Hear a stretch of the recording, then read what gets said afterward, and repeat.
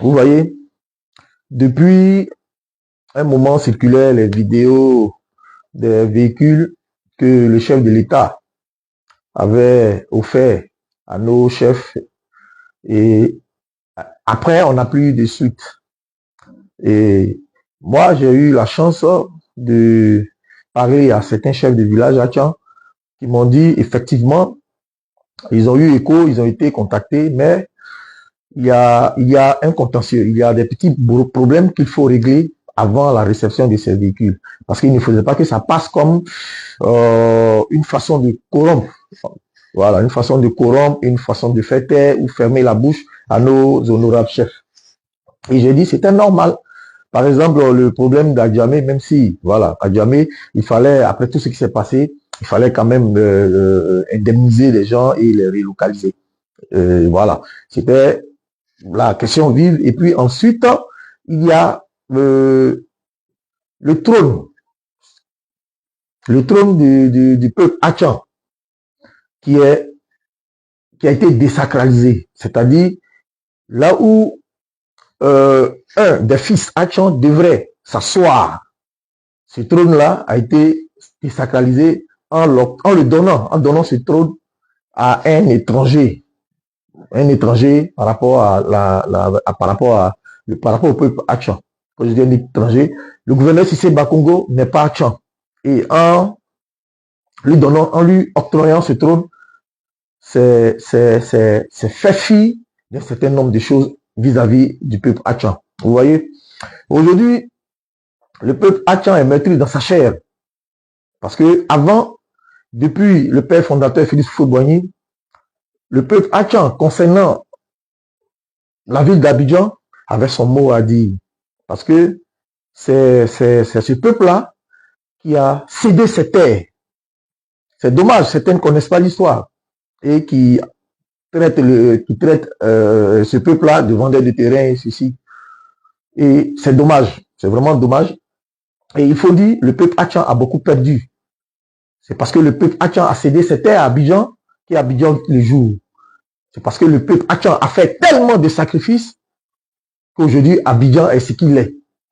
Et alors, même si ce n'est écrit nulle part, c'est dans ce contexte-là qu'il a été décidé que ce soit un fils Hachan qui soit à la tête de la ville d'Abidjan. Et ça a toujours été comme ça. Jusqu'à ce que ce pouvoir arrive et fasse fi de tout ça. Et puis, voilà. Et moi, personnellement, j'ai été déçu. J'ai été déçu que nos chefs acceptent ces véhicules-là sans qu'il y ait une sorte de réparation à tout cela. Je ne sais pas si, c'est que je ne pense même pas, parce que dans leur adresse, nulle part dans leur discours, il a été mentionné cela. On a passé le temps à faire le loge du gouverneur, et puis voilà, l'habiller en traditionnel, faire de lui un Hachan, et tout ça, oui, c'est bien beau, c'est une culture, voilà, tout le monde peut intégrer n'importe quel peuple. Mais en préalable, il fallait poser sur la table la question. Il est assis, Bakongo, il est assis là où il ne devrait pas s'asseoir. C'est vrai qu'on a essayé de nommer un vice-gouverneur adjoint, mais il demeure toujours le gouverneur. C'est le gouverneur, c'est lui qu'on appelle gouverneur. Et sur la question, vraiment pour moi, nos chefs n'ont pas été vraiment efficaces. N'ont pas été efficaces. Certains diront, est-ce que vous savez ce qu'ils se sont dit, quel deal, et peut-être qu'il y a eu des réunions. Hey, vous savez, moi je sais, ce pouvoir-là, il ne respecte rien. Il ne respecte pas leurs engagements. Et ça, vous le savez.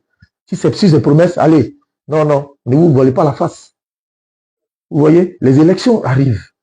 C'était pour vous l'occasion d'être un peu ferme. C'est vrai, on a affaire à un État. Mais l'État, c'est tout le monde. L'État, c'est tout le monde. C'était l'occasion pour vous, pas de faire un bras de fer, mais posez vos préalables. Oui, on va accepter les véhicules, on va faire une grande cérémonie, ça va passer. Mais aujourd'hui, là, mais Regardez un peu le discours des Ivoiriens. Vous êtes achetés, même si vous ne l'êtes pas. Le simple fait de ne pas poser les questions, que les choses ne changent même pas et que vous allez accepter ces véhicules, c'est fait comme si on n'en parle plus. C'est ce que ça veut dire. Tout va bien avec le peuple hachan, tout est régularisé, allez, on avance. C'est ce qu'il ne fallait pas faire. Parce que tout le monde était suspendu aux lèvres en attendant la remise de ces véhicules-là. Parce qu'on s'est dit, le jour où on vous remet ces véhicules, le problème d'Adjamé a trouvé une solution. Et Bakongo a foutu le camp du trône du district d'Abidjan. Il peut être même premier vice-gouverneur, c'est pas un problème. Mais ce poste revient de droit au peuple hachan. Parce que un BT ne peut pas aller être gouverneur du district à Korogo. C'est pas possible. Et vous le savez bien. Le deal, ce n'est pas être tribaliste, mais c'est de faire, c'est une réalité. Parce que tu ne peux pas quitter au sud, aller être gouverneur au nord, parce que tu seras dépaysé, tu ne connais même pas la réalité, tu ne sais même pas comment les gens vivent chez eux, tu ne connais pas la culture locale. Tu fais comment? Voilà pourquoi c'est le but d'ailleurs de la création des districts et des conseils généraux. Voilà. Parce que le président ne peut pas être partout. C'est une collectivité. Et là, sur ce coup-là, nous jeunes hachans, vraiment nous insistons là-dessus. Il faut que Bakongo quitte la tête du district d'Abidjan. Voilà, il faut qu'il quitte. Parce que ce n'est pas sa place. Ce n'est pas sa place là. Ce n'est pas sa place là. Voilà. Parce qu'il ne connaît même pas les réalités des villages hachans et des villages atiers qui sont dans les environs. Il ne connaît pas. Parce qu'il ne connaît pas la culture. Il ne connaît pas tout ça. Et donc, vraiment, c'est compliqué. Et moi, vraiment, je suis déçu. Je suis vraiment déçu parce que nos chefs n'ont pas été à la hauteur. Ça, il faut le dire. N'ont pas été à la hauteur. Mais dans tout ça, il faut le dire, il y a des chefs. Vous savez, c'est une question de groupement et d'institution. Et il y a des chefs qui ne s'étaient pas d'accord pour y aller. Comment ils vont faire? Ils ne peuvent pas se démarquer de la majorité.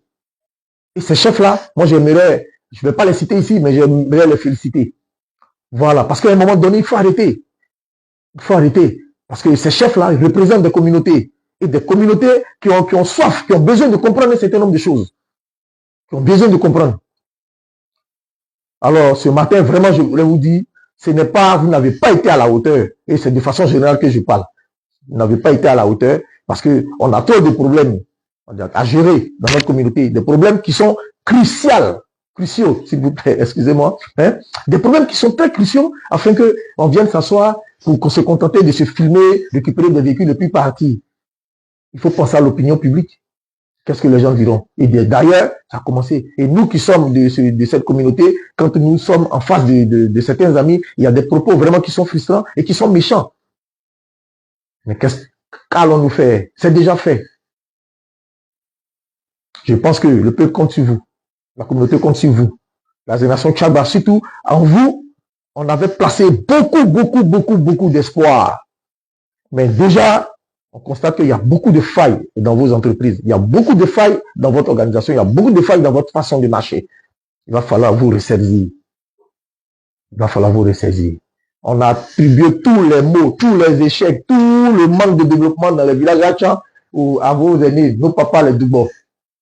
Ne venez pas vraiment nous faire regretter cela. C'est pas bon. C'est pas bon.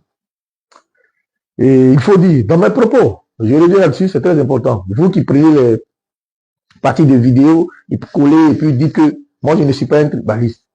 Ça me dit rien si un Koyaga aimait Faïdis, partout, à Djamela, celui qui aimait là, il est grillé.